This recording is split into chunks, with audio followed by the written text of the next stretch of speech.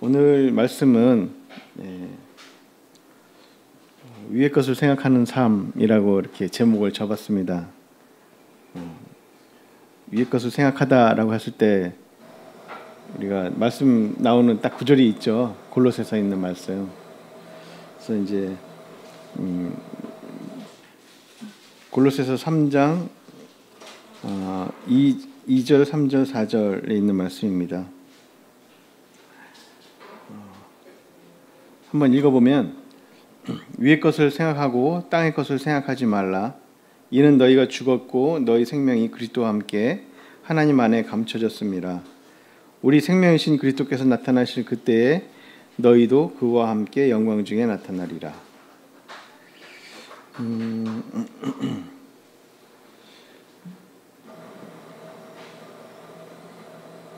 위의 것을 생각을 안 한다고 하면 우리가 땅의 것을 아무래도 생각하게 되겠죠. 이 말씀 따라서 또 땅의 것을 생각하지 말라 하니까 땅의 것만 자꾸 생각나죠. 우리가 뭐 코끼리 생각하지 마 이러면 이제 코끼리를 자꾸 생각한다고 사람들이 그러는 건데, 우리는 위의 것을 생각하는 것과 땅의 것을 생각하는 것 중에 어느 게 익숙하냐? 땅의 것이 익숙하겠죠. 땅에서 생활을 하고 하늘에 있는 것들을 또 잘 알지 못하고 그것이 뭔지 잘 깨닫지 못하니까 그러는데, 제가 위의 것을 생각하고 땅의 것을 생각하지 말라 이 말씀을 생각하면서 위의 것을 항상 생각하는데 땅의 것을 생각하게 되면 어떻게 되나, 이런 부분에서 연상된 말씀이 떠오른 게 누가복음 9장 62절의 말씀이, 이 말씀이 떠올랐어요.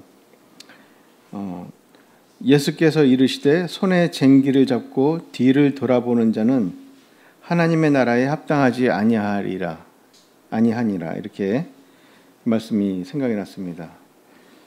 그러니까 손에 쟁기를 잡은 사람은 앞에를 보고 향해서 가야 되는데, 내가 갈 길을 보고 그래야 밭을 제대로 가는데, 손에 쟁기를 잡았는데 뒤를 돌아본단 말이에요. 이것은 마치 그리스도인이 위의 것을 생각해야 되는데, 위의 것만 바라봐야 되는데 땅의 것을 생각하게 되는 그러한 경우와 같아서 이렇게 연상이 되었습니다. 말씀이. 그러면 그 결과는 어떻게 되냐? 하나님 나라에 합당하지 않는 자다라는 결론이 되게 됩니다. 또 이것도 우리가 좀 잘 생각해 봐야 되는데, 하나님 나라에 합당치 않다니까 또 하나님 나라에 못 들어간다 뭐 이렇게 또 생각하시는 분들이, 이렇게 생각하시면 이게 칭의의 구원에서만 머물러 있는 사람들의 모습입니다. 하나님 나라에 합당치 않다라는 말은 하나님 나라, 하나님의 자녀로서의 합당한 생활이 아니다, 그런 말이고, 하나님께서 받으실 수 없는 생활이다, 그런 말로 이렇게 우리가 표현할 수가 있습니다. 또 다른 것도 있죠. 이런 표현을 하면 고린도전서 6장에 보면은 뭐 음행하는 자, 거짓말하는 자, 뭐 우상숭배하는 자, 이런 사람들은 하나님의 나라를 유업으로 받지 못한다, 이런 말이 있는데, 이것도 또 하나님 나라에 못 들어간다라고 이렇게 표현하는, 이게 그렇게 하면 좀 오해가 있습니다. 유업으로 받지 못하는 것, 그러니까 상급이 없고 또 상속을 갖지 못하는, 그러니까 그러한 삶을 사는 성도가 그러한 삶을 안 산다고 보장할 수 없잖아요. 그죠? 성도가 살면서 거짓말도 하게 되고, 때로는 그다음에 주님의 이익을 보다는 자기의 이익을 먼저 생각하는 성도들도 있고, 우상숭배, 대놓고 뭐 다른 신을 섬기는 건 아니지만 탐심에 가득한 성도님도 있습니다. 그런 성도니까 주님보다는 어떤 자기가 하는 일에 더 치우쳐서 주님의 몸된 교회나 또는 이제 성도나 또는 주님의 일을 돌아보는 게 아니라, 또 자기 주님 안에서의 성장, 영적 성장, 이런 부분을 돌아보는 게 아니라 세상의 어떤 성공과 어떤 자랑을 위해서 이렇게 살아가는 그러한 성도들도 있다라는 얘기입니다. 그러한 성도들은 하나님의 나라를 어떻게 한다? 못 들어간다가 아니라 유업으로 받지 못한다라는 말은 주님의 나라에서 받을 상급이 없고 하나님의 자녀로서의 합당한 어떤 왕권 또는 통치, 이런 부분에 주인과 함께 참여할 수 없다라는 부분을 우리가 생각해 볼 수가 있습니다. 그러니까 잘하였다 충성된 종아 내 주인의 즐거움에 참여할지어다. 주인의 즐거움을 참여할 수 있는 기회가 없다라는 거죠. 그러면 하나님 나라에서 비난한 삶, 그런 삶을 살 수가 있는 거죠. 부끄러운 구원을 받았다라는 그런 결과를 갖게 되는 거죠. 그래서 땅의 것을 생각하는 사람은 하나님 나라에 합당하지 않은 그러한 삶을 살게 된다라고 우리가 생각을 해보게 되고요. 또 땅의 것은 로마서 8장에 있는 말씀과 같이 육신의 생각 이런 것과도 또 이렇게 매칭을 해볼 수가 있습니다. 땅의 것을 생각하고 땅의 것을 위해 사는 사람은 하나님과 원수가 된다라는 말씀이 있죠. 육신의 생각은 하나님과 원수가 된다라고 이렇게 말을 하고 있습니다.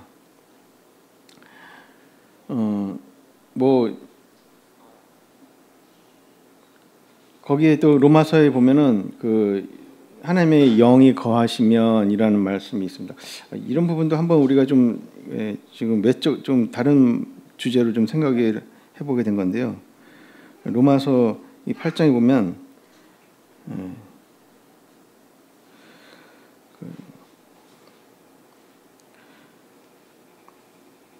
육신의 생각은 사망이요 영의 생각은 생명과 평안이다. 육신에 있는 자들은 하나님을 기쁘시게 할 수 없느니라. 너희가 하나님의 영이 너희 안에 거하면 너희가 육신에 있지 않고 영에 있나니. 이런 말씀들이 있는데 이런 것을 상태적으로 해석을 하면 그리스도의 영이 하나님의 영이 있는 자는 육신의 생각을 할 수 없다 이렇게 돼 버리죠. 상태적으로 표현하면. 그래서 이것도 상태적으로 표현한 게 아니라 어떤 그 하나님의 말씀 가운데 거하면 또는 그리스도의 그 영의 인도하심에 거하면 육신의 일을 할 수가 없게 되는 거죠. 그죠? 근데 단지 육신이 우리 가운데 하나님의 영이 있다고 해서 그 사람은 육신의 생각을 할 수 없는 사람이 되는, 그리고 그 사람의 모든 삶은 다 영의 생각이고 영적인 삶이다라고 이렇게 말할 수 없는 것과 같습니다. 이런 부분도 이제 말씀을 읽을 때 우리가 조심해서 분별해서 읽어야 될 것 같습니다.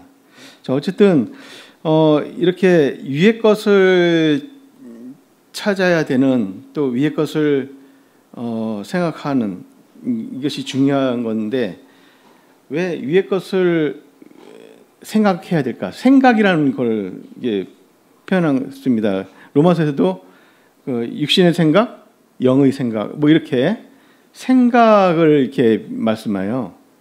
이 생각, 우리 사람에게는 생각이 참 중요합니다. 어떤 일이 벌어졌거나 결단을 하기에 앞서 먼저 생각을 하잖아요, 그죠?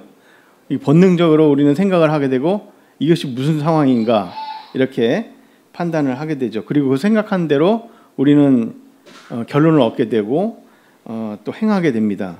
그렇기 때문에 우리는 항상 주님 안에 있는 성도들은 항상 이 생각이 중요하게 되고 그렇지 않은 사람들은 그러니까 주님을 모르거나 주님을 알지 못한, 또 주님과의 관계가 그렇게 좋지 않은 경우, 그러니까 육신에 매여 있고 이런 분들은 생각할 필요가 없죠. 본능적으로 하면 되니까.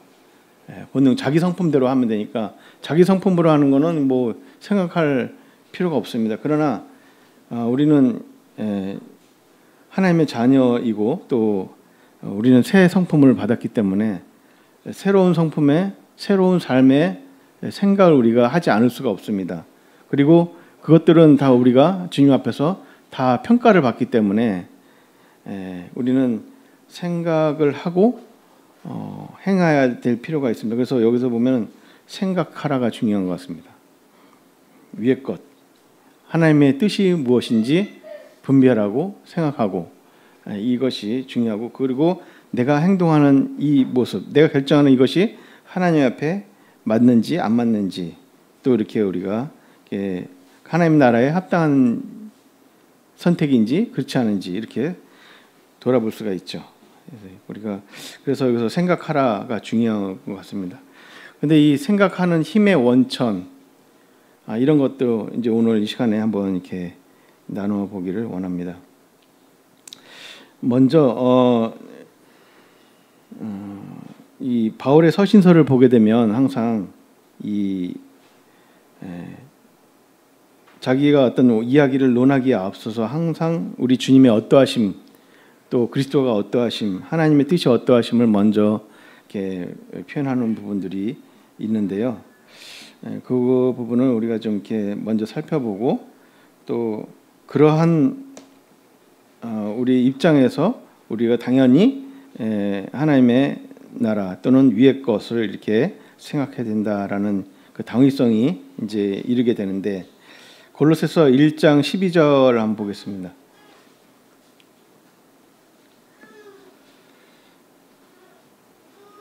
골로새서 1장 12절에 우리로 하여금 빛 가운데서 성도의 기업의 부분을 얻기에 합당하게 하신 아버지께 감사하게 하시기를 원하노라. 이 말씀이 참 이렇게 사도 바울이 이제 고린도 교회 성도들에게 어떤 그 기도하는 내용 중에 한 가지인데요. 그 골로새 성도들이 감사하는 제목이 있기를 원하는 거예요. 어떤 내용이었냐면 성도의 기업의 부분을 얻기에 합당하게 했다. 이것을 인해서 하나님 아버지께 감사하게 하시기를 원한다라고 이렇게 말하고 있는 겁니다. 좀 말씀이 좀 어려워서 다른 번역 성경을 좀 봤는데 킹제임스 흠정역에서는 우리로 하여금 빛 가운데서 성도들의 상속 유업에 참여하는 자가 되기에 합당하게 하신 아버지께 감사하게 하시기를 원하노라. 이 성도의 기업의 부분을 얻기에 합당하게 하신 이 말과 성도들의 상속 유업에 참여하는 자가 되기에 합당하게 하신, 이게 조금 더 이해가 좀 되는 것 같습니다. 성도의 기업의 부분을 얻기, 이거보다는 상속 유업에 참여하는 자기에 되기에 합당하게 하신, 이게 좀 더 나은데, 사실 상속은 누구한테만 지어집니까? 상속은 아들들에게만, 자녀들에게만 이게 주어지는 것이죠. 상속은 자녀들이 받게 되고 자녀들은 그것을 받기에 합당한 자격이 있는 존재들입니다. 그러니까 우리 성도님, 모든 성도님들은, 하나님의 자녀가 된 성도님들은 당연히 하나님의 상속 유업을 받게 됩니다. 이것을 하기 위해서 주님은 우리를 아들의 나라로 옮기셨다. 그 밑에 나오죠. 그가 우리를 흑암의 권세에서 건져내어서 그의 사랑의 아들의 나라로 옮기셨으니.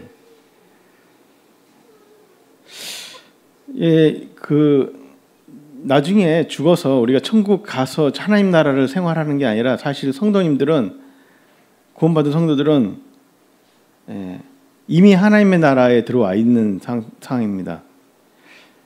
이것은 장소의 개념이 아니라 하나님의 주권이 영향이 미쳐지는, 통치의 영향이 미쳐지는 그 영향력 안에 들어와 있다라는 거죠. 그래서 내가 주님 앞에 순종하고 나 자신을 버리고 나의 주님으로 영접하고 주님께 순종하고 주님을 쫓아 살겠습니다. 나의 삶과 나의 뜻은 거짓되고 죄 가운데 죄를 좋아했던 그런 사람이었는데, 당연히 나는 그 죄의 심판을 받고 영원한 멸망 속에 던져져야 될 그러한 존재였는데, 내가 이제 이것이 잘못되고 이게 멸망의 길인 것을 깨닫고 이제는 나가 하나님의 사랑과 그 은혜, 하나님의 베푸신 그 호의, 그것이 참 생명이고 나에게 영생을 주는 그 길인 것을 깨달았습니다. 이제 나는 나의 길을 버리고 주님의 길을, 하나님께서 그 아들을 통해서 베푸신 주님의 길을 제가 따라가겠습니다. 우리 다 그렇게 이게 회개잖아요, 그죠? 회개하고 그 회개의 표시로 뭐 했어요? 침례를 우리가 받았습니다. 이렇게 되면 주권자가 바뀐 거잖아요. 그죠? 내가 마음속으로 내 죄를 뉘우치고 예수 그리스도를 나의 왕으로 삼겠습니다. 그분만 나의 지도자가 되십니다. 라고 하면서 우리는 나의 주권자가 바뀌게 되는, 그러니까 우리는 이미 하나님 나라에 들어와 있다는 것입니다. 이것을 우리는 쉽게 생각하면 이스라엘의 출애굽 상황을 볼 수가 있죠. 이스라엘이 애굽 땅에서 바로의 통치 안에 있었어요. 거기서는 아무리 하나님의 이름을 불러도 바로의 통치가 벗어날 수가 없는 그 바로의 군대 안에서 그 통치를 받게 되는 그런 상황에서 있었는데, 하나님께서는 그들을 어떻게 했냐면 바로의 통치에서 벗어나게 하셔서 홍해를 통해서 그들이 이제 광야로 옮겨졌잖아요. 광야는 비록 광야지만 하나님의 통치가 이제 실현되는 곳입니다. 직접적으로 이스라엘 백성들에게. 그래서 거기에는 율법이 생기고, 그죠? 법이 있어야 되잖아요. 하나님의 법이 있고, 그 다음에 이제 그들이 이제 먹고 사는 문제, 이렇게 다 하나님으로부터 오게 돼. 그 전에는 바로로부터 받았잖아요. 바로의 법 아래서 그러한 삶을 살았지만, 이제는 그들이 가나안 땅을, 약속한 가나안 땅을 가야 되는 그 입장에서 아직 가나안 땅에 도착하지 않았지만 이제 홍해를 건넜을 뿐인데, 그 홍해를 건넌 그곳은 이제 바로의 통치가 아니라 이제 하나님의 통치가 실현되는, 그러니까 거기도 하나님의 나라인 거예요. 하나님의 통치 아래서. 그들이 하나님의 은혜를 못 받았다? 하나님의 능력을 경험하지 못했다? 아니잖아요. 비록 광야지만, 아직 약속의 땅은 멀지만, 보이질 않지만 하나님께서 분명히 그 약속의 땅을 우리에게 주시겠다고 약속했고, 그리고 지금은 이제 그 하나님께서 그 약속의 땅을 들어가기 위한 필요한 것들을 다 공급해 주시고, 또 하나님과 함께하기 위한 법, 그렇잖아요. 하나님과 함께하기 위해서는 막 그 방종하고 막 이렇게 우상 숭배 섬기고 이러면 안 되잖아요. 하나님이 죄를 싫어하시는데, 그러니까 그런 부분에서도 하나님께서는 나와 함께하기 위해서, 이렇게 그들과 함께하기 위해서 어떤 성전과 율법들을 성막과 율법들을 이렇게 주셨던 것을 보게 됩니다. 그것이 바로 하나님의 나라예요. 그러니까 꼭 가나안 땅에 들어가야만이 하나님의 통치가 시작되는 게 아니라 이 광야에서, 그렇다면 우리 성도님들도 바로 이 주권이 바뀐 회개와 침례를 통해 순종한 우리 성도님들도 이미 하나님의 나라의 삶을 살고 있다라고 이제 할 수가 있습니다. 그리고 그 하나님 나라의 삶을 살고 있는 우리는 이제 실제적으로 하나님 나라에서는 그 결과물을 얻게 되는 거죠. 갈렙과 여호수아만 하나님 나라를 살고 있는 게 아니었거든요. 갈렙과 여호수아만 하나님의 특별한 사랑을 받은 게 아니거든요. 다른 사람들은 똑같이 생활을 했는데 갈렙과 여호수아만 믿음으로 하나님의 약속들을 바라보고 거기서 이제 하나님 나라에 들어가기에 합당하게 거기서 기업을 받기에 합당하게 살았다는 거예요. 다른 분들은 어떻게 됐어요? 거기서 우상 숭배하고 뭐 모세에 대적하고 하나님을 원망하고, 아니 하나님 나라에 들어와서 하나님의 통치를 받고 있는데 거기서 하나님을 원망하고 모세의 통치를, 또 모세를 원망하고 또 이렇게 불평하고, 여기보다 차라리 옛날에 바로의 통치, 거기서 살던 그 습관을, 그 맛을 자꾸 기억하면서 자꾸 되돌아가려고 하는 그런 분들은 가나안 땅의 그 땅을 상속받을 수 없다라는 것을 우리는 구약 성경을 통해서 너무나 잘 그림으로 배우고 있었죠. 이것이 바로 우리 성도들이 하나님 나라에서 하나님 나라를 유업으로 받지 못한다는 이런 내용들을 우리가 좀 살펴볼 수가, 연상해 볼 수가 있습니다.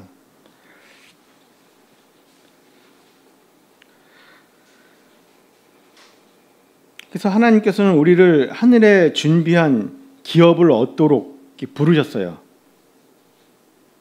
그렇죠? 그리고 그 기업은 그리스도와 함께 얻기로, 공동 상속자로서 이렇게 우리를 부르셨다고 이렇게 말씀하고 있습니다. 주님과 함께 그 기업을 상속할 수 있는 그러한 존재들로 우리 성도님들을 불렀어요.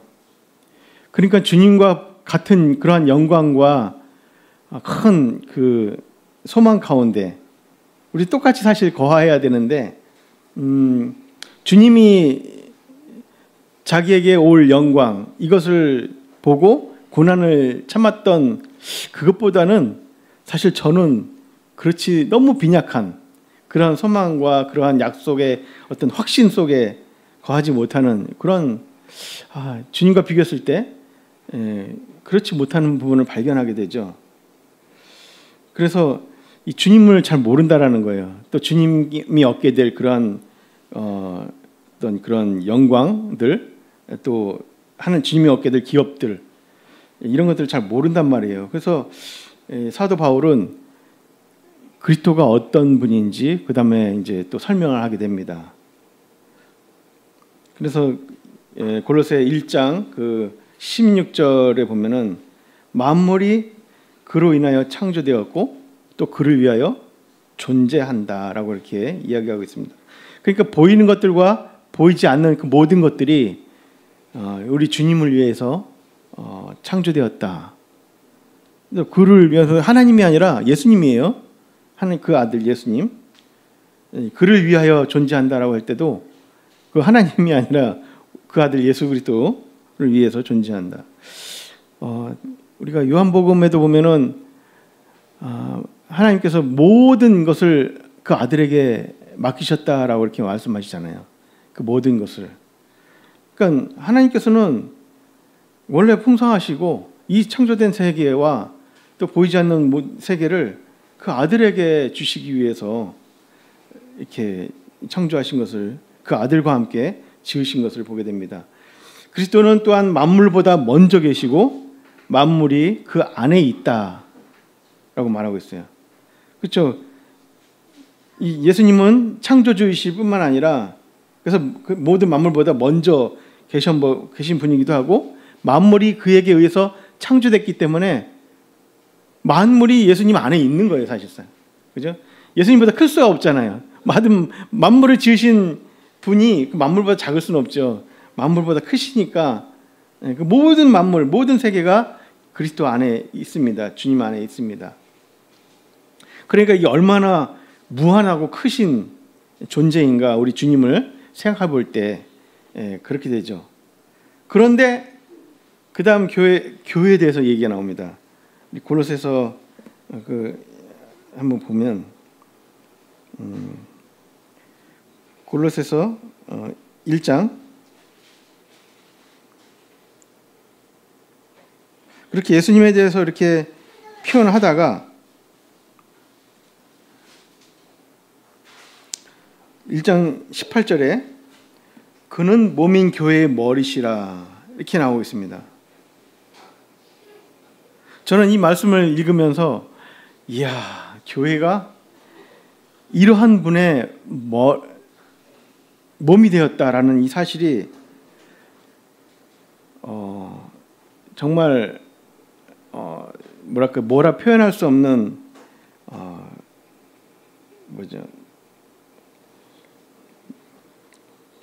영광이라고 해야 되나요? 감히 이렇게 되는 거죠. 감히 그의 몸이 되었다라고 이렇게 말씀하시는데 그는 몸인 교회의 머리시라 그가 근본이요 죽은 자들 가운데서 먼저 나신 이시니 이는 친히 만물의 으뜸이 되려 하심이요라고 이렇게 나와 있는데 교회는 사실상 우리가 생각할 때 인간의 시간에서 보면 교회는 2000년 전에 좀 세워졌잖아요. 오순절에 성령께서 강림하시고 그 성령 강림을 통해서 마가의 다락방에 그 사람들로부터 시작한 교회, 그러죠? 성령이 그리고 예수님 당시에는 미래적으로 얘기했었잖아요. 내가 내 교회를 세우겠다라고 하셨어요. 그래서 예수님 당시에는 없었지만 예수님이 죽고 부활 승천하신 다음에 성령을 보내주신 그 이후에 교회가 시작되었어요. 그래서 우리 인간의 입장에서는 교회는 2000년 전에 시작된 건데 이렇게 얘기를 하지만 그러나 하나님의 입장에서는 교회는 세상이 창조되기 전부터 하나님의 마음속에 품고 있던, 그러니까 하나님 앞에 존재하던 그런 것이에요. 그죠? 하나님의 시간, 하나님의 마음속에서는, 하나님의 경륜 안에서는 교회는 이미 창세 전부터 존재했던 거예요. 그렇죠? 그리고 하나님께서는 그 교회를 그리스도, 자기의 아들의 몸으로, 뭐 이렇게 좀 이해가 어려우면 신부로, 신부와 신랑은 하나가 되죠. 주시기로 계획하신 거죠. 그러니까 창세 전부터 하나님은 그리스도의 신부, 또 그리스도의 몸을 이렇게 계획하셨고, 그것을 위해서 교회를 계획했던 거죠. 그렇죠? 그래서 에베소서 1장 22절에 보면, 에베소서 1장 22절에 이거 머리가 되게 하신 것은 바로 하나님이라는 사실을 우리가 알 수 있는데요. 또 만물을 그 발 아래 복종하게 하시고 그를 만물 위에 교회의 머리로 삼으셨느니라, 이렇게 표현하고 있습니다.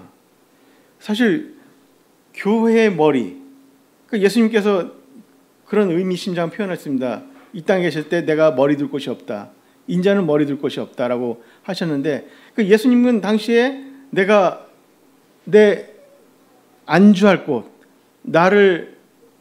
내가 거처할 곳, 이곳이 없다라는 거였죠.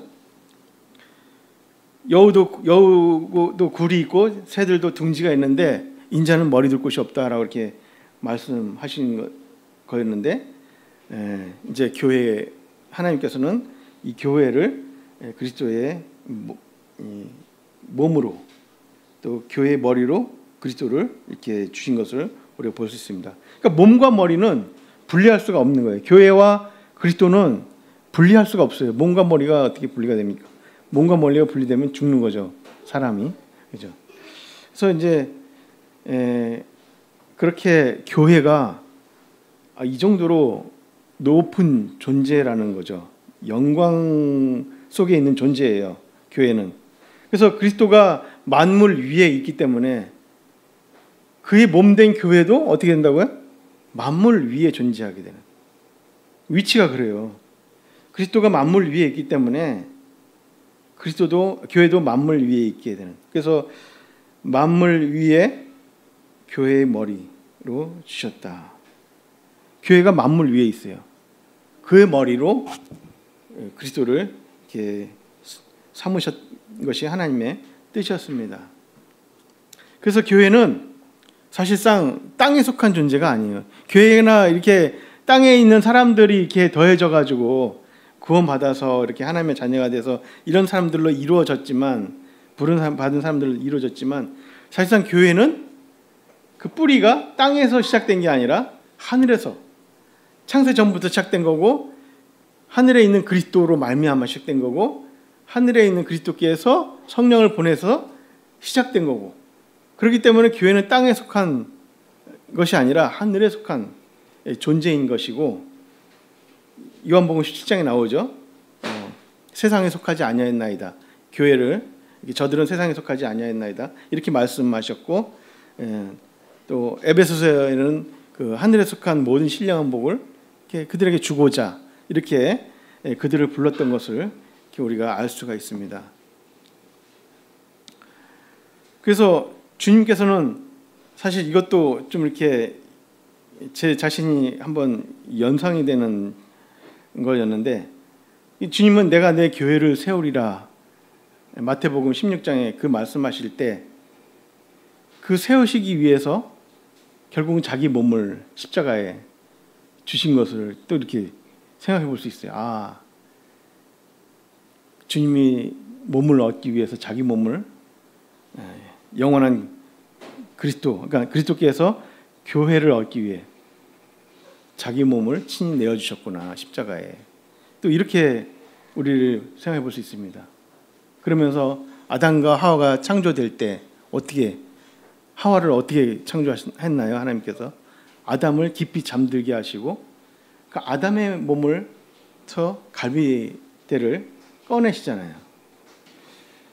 그러니까 아담이 자기 하나님 앞에 이게 깊이 잠든 이런 상황을 되었던 거죠. 그런 걸 보면서 주님께서 이 교회를 얻으시기 위해 자기 몸을 내어주셨구나라는 생각을 해보게 됩니다. 단지 우리는 제사함 구원받아 이래서 주님의 십자가에 자기 목숨을 내어줬다 이렇게 또 생각해 볼 수 있지만 그건 너무 약간 좀 이렇게 주님의 큰 그림 속에서 1차원적인 생각이고 주님은 교회를 얻기 위해서 주의 몸된 교회를 얻기 위해서 자기 몸을 내어주셨다 이렇게 생각해 보면 이것도 엄청난 큰 복인 것을 또 복음인 것을 알 수가 있습니다. 그래서 이 교회는 사실상 이게 엄청 귀한 존재인 거예요. 우리가 그냥 일주일에 한번 성도님들 얼굴 보고 이렇게 같이 예배드리고 이게 교회다라고 하면 너무 복을 놓치는 그런 것이 있을 것 같습니다.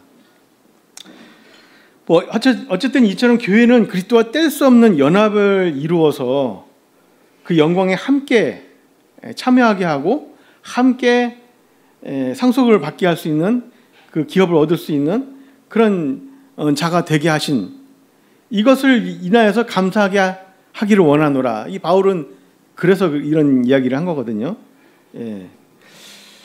그래서 그리스도는 교회의 정체성입니다. 교회를 알려면 주님을 알아야 되는 거예요. 또 더 개인적으로 보면 그리스도는 우리의 정체성, 그러니까 나의 정체성이기도 합니다. 나를 알려면 참된 나를 알려면 성도가 참된 나를 알려면 주님을 알아야 되는 거예요. 나를 알기 위해서 불교에서는 이게 참선을 하고 명상을 하고 그렇게 자기를 수련하고 막 하잖아요.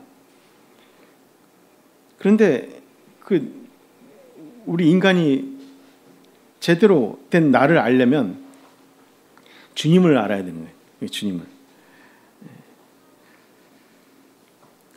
그래서 어떤 사도 바울은 그의 몸된 교회의 일꾼이라고 표현하였고 교회를 이제 세우는 일을 위해서 사도 바울이 이제 일꾼 되었다 그리고 수고한다라고 하는데 사도 바울은 그 골로새서에서 그렇게 표현하죠. 그러니까 바울은 각 사람을 그리스도 안에서 완전한 자로 세우려고 수고한다라고 이렇게 말하고 있습니다. 사실 이 목회하는 일들 또 교회를 우리가 세운다라고 할 때 이 일들은 전도에서 한 영혼이 구원받는 것도 중요한 일이지만 이 거듭난 구원받은 영혼이 그리스도 안에서 완전한 자로 이렇게 세워져 가는 이 일이 또 중요하다라는 거예요. 이게 완전한 자라고 하면 좀 그렇지만 이게 세상에 완전한 자로 세우려고 하는데 완전한 자가 존재할까? 자기 죽기 전에 나는 완전한 자가 되었어 이렇게 말할 수 있는 이 사람이 없습니다. 그러니까 성숙한 자, 다른 말로 하면 성숙한 자, 잘 익은 자, 열매를 봤을 땐 잘 익은 열매. 그러니까 주님 받으시기에 합당한, 기뻐할 수 있는 그런 잘 익은 아들들로 세워지게 하기 위해서 사도 바울이 수고한다라고 이렇게 표현하고 있습니다. 그러니까 이것도 교회를 세우는 일입니다. 우리가 덜 익은 과일을 먹으면은 한 입 빼물고 뱉잖아요, 그죠? 좀 더 기다려야겠네. 아직 덜 익었네. 막 이렇게 하는 것처럼 성숙함은 주님이 원하시는 거죠. 하나님의 자녀들로서 성숙되어져 가는, 그러니까 다른 말로 하면 그리스도의 분량만큼 자라가는 이런 표현으로 우리가 하고 있습니다.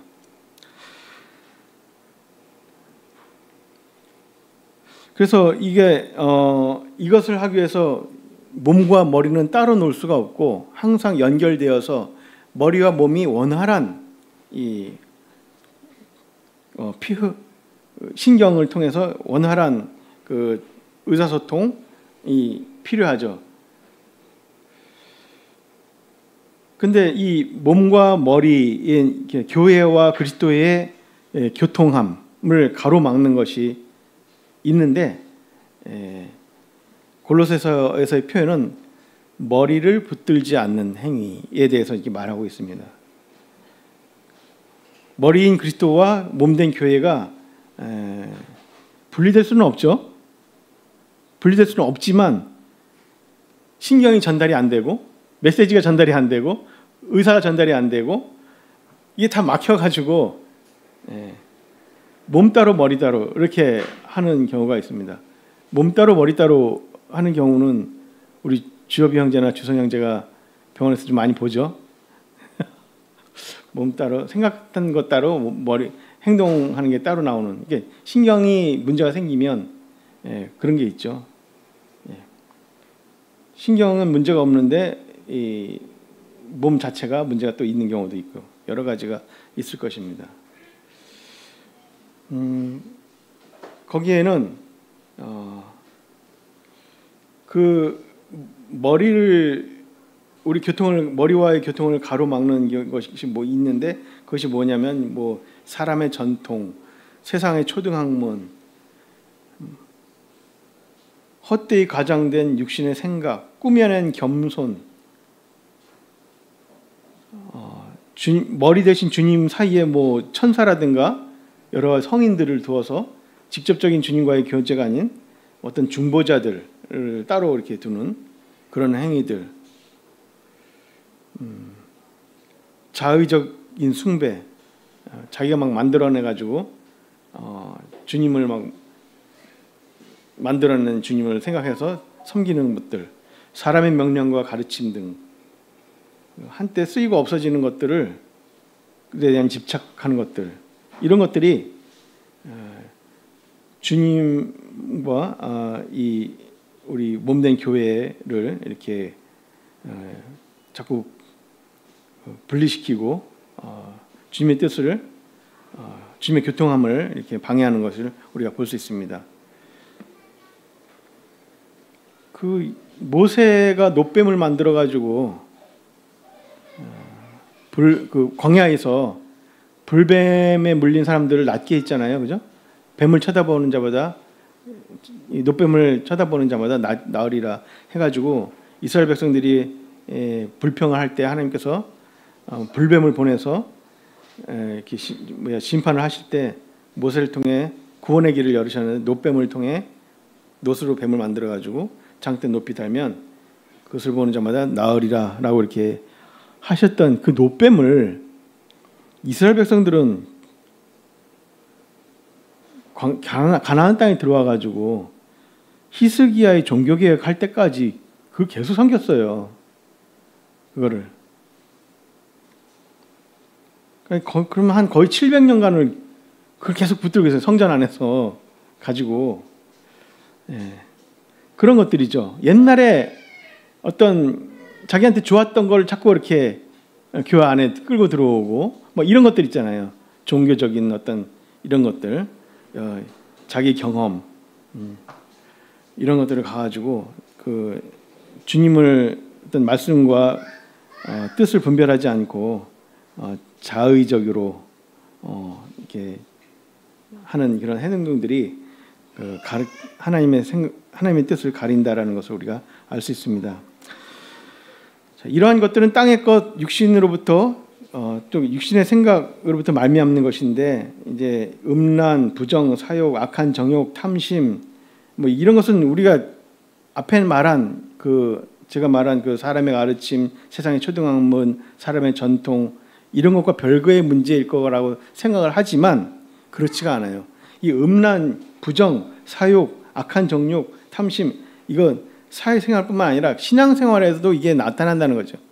하나님 외에 다른 것을 더 이렇게 사모하고 더 사랑하는 것은 그걸 뭐라 그래요? 간음은 이스라엘 백성한테 간음했다라고 얘기잖아요. 그다음에 그런 것들이 어떤 마음에서 나와요? 탐하는 마음에서 나오는 거고, 또 그런 것들이 어떤 마음에서 나오냐? 악한 정욕, 사욕, 이런 것들이 이제 신앙생활에서도 나타난다라는 거죠. 이런 행위들은 하나님의 칭찬보다는 도리어 진노가 머물러요. 그래서 교회 생활에서 이런 악한 정욕으로, 또 탐심으로 어떤 뭐 사욕을 가지고 이제 막 주장을 하거나 당을 짓거나 막 이런 일들이 있죠. 예. 이런 것들은 하나님께 칭찬보다는 도리어 하나님의 열심히 있는 그런 모습 같아 보여도 칭찬보다는 오히려 진노가 임하게 되는 모습을 보게 됩니다. 이런 일들이 옛사람, 옛 행위에서 나오는 모습인 것을 우리가 알 수 있습니다. 그 아담과 하와가 선악과를 봤을 때 하나님의 말씀보다는 탐심이 앞섰잖아요. 먹음직스럽다. 그 다음에 뭐가죠? 지혜롭게 할 만하다. 죽음이라고 했는데, 먹으면 죽음이라는데 오히려 저걸 먹으면 지혜로워질 거라고 생각하는. 그래서 이제 그 악한 사단의 정욕을 따라서 이렇게 했던 것을 보게 됩니다. 이런 것이 바로 옛사람과 옛 행위인데, 옛사람과 옛 행위를 우리가 벗기 위해서는 우리 힘으로 안 돼요. 근데 대부분 사람들은 자기가 자신을 죽이려고 하죠. 근신하고 자기가 자신을 죽이려고 해요. 내가 죽어야지 막 이런 말을 하죠. 그러면서 근신을 해서 해보려고 하고 자기가 참아보려고 하고 막 이런데, 사실 그런 건 한두 번 해보면 된 것 같지만 되지 않아요, 사실상. 그리고 그것은 사실 또 자기 의로 귀결됩니다. 하나님은 그것을 알기 때문에 아담을 머리로 살아왔던 우리를, 아담을 머리로 살아왔던 우리를 그리스도와 함께 못 박으시고 십자가에 못 박으셨어요. 그리스도와 함께 우리를 못 박으셨다는 얘기죠. 온 세상에, 나 자신에게까지, 온 세상이라는 건 나도 포함돼요. 온 세상에 공표하신 거예요. 그러니까 하나님은 예수님을 십자가를 죽으셨을 때 나의 죄를 가져가기 위해, 나의 죄값을 치르기 위해 죽으신 것만을 대속의 어떤 개념으로 우리가 이야기할 때에, 그것뿐만이 아니라 한기인 자체를, 아담을 머리로 살아왔던 옛사람을 십자가에 못 박아버린 거죠. 그리고 십자가를 높이 세운 거는 바로 한기인을 이렇게 못 박았다, 누구누구를 이렇게 못 박았다 라고 이렇게 전시를 한 거예요. 근데 내 자신은 그거는 못 봐요. 내 자신은 그건 안 보고 저기 예수님이 죽으셨네, 그것만 보는 거죠. 하나님의 아들 그리스도께서 나 죄를 위해서 죽으셨네, 내 죄를 가져가기 위해서 죽으셨네. 나는 그대로 있고 죄만 가져가고 받을 형벌만 딱 가져가고 심판을 그 몸에 짊어지셨으니 나는 이제 심판 안 당하고, 이렇게만 생각하는데 그렇지 않다는 거죠. 나를 못 박았다라고 이렇게 표현하는 거죠. 그러니까 내가 죽어야지, 내가 참아야지가 아니라 내가 이미 죽은 사람인 것을 알으라는 얘기잖아요. 그죠? 세상에 대해서 너가 죽었다라는 이 사실을 알아야지 비로소 거기서 평안을 얻게 되는 겁니다. 그 문제에서 자유함을 얻게 되는 겁니다.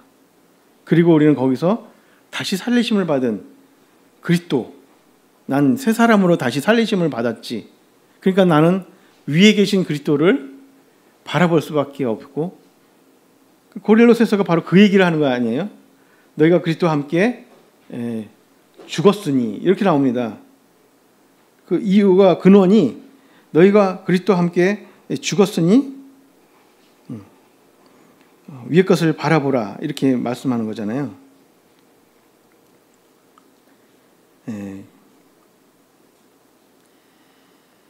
골로새서 3장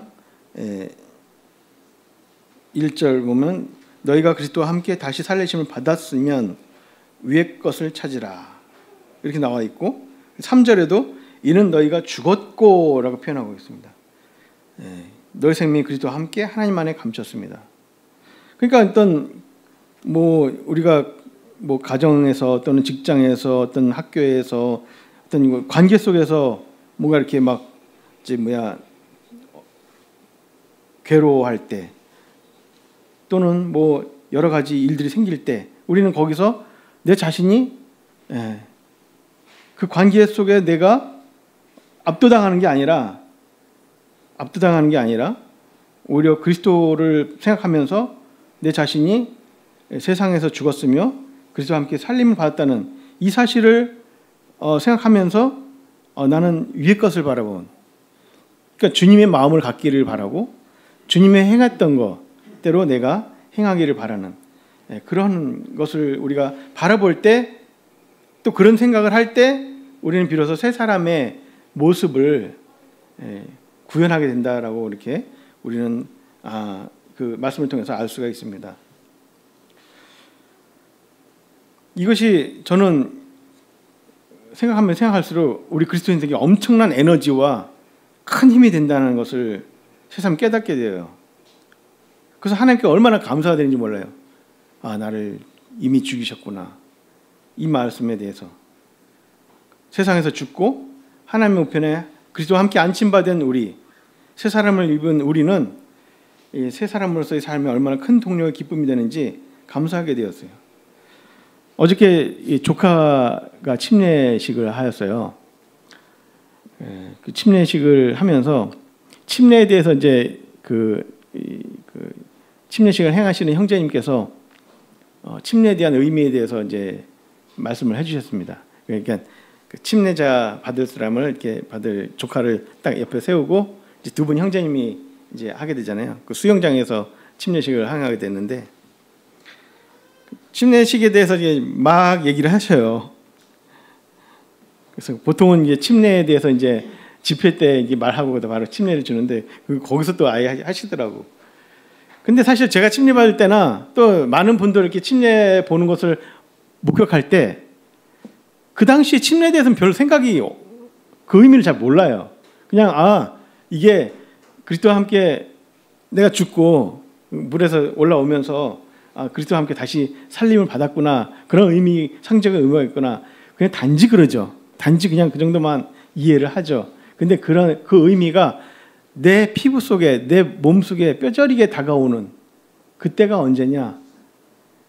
아까도 말씀한 것처럼 내가 그 주님을 따라가고 싶고 주님의 뜻대로 하고 싶고, 그래서 내가 안 돼, 내가 주님을 선을 이루어야 되니까 내가 참아야지, 내가 죽어야지, 내가 좀 견뎌봐야지, 막 이런 생각을 할 때, 도저히 내 힘으로 안 될 때, 도대체 뭐가 부족해서 내가 안 되지, 뭐가 왜 안 되지, 막 이런 괴로움이 있을 때 나는 죽었었는데, 그것을 떨려야 된다는 거죠.